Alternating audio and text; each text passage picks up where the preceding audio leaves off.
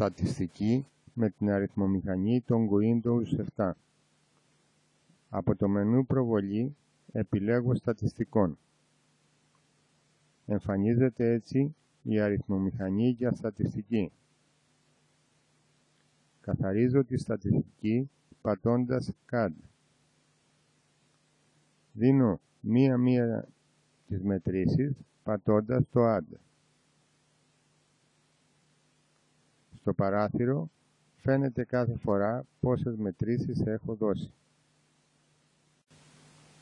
Αφού δώσω όλες τις μετρήσεις, πατώ το χ παύλα και βρίσκω έτσι τη μέση τιμή 6,6. Στη συνέχεια πατώ το σίγμα νι και βρίσκω την τυπική απόκλιση πληθυσμού 1,85. Βάζω την τυπική απόκλιση στη μνήμη πατώντας το MS. Επιστρέφω στην επιστημονική αριθμομηχανή επιλέγοντας προβολή επιστημονική. Επαναφέρω την τυπική απόκλιση από τη μνήμη πατώντας MR.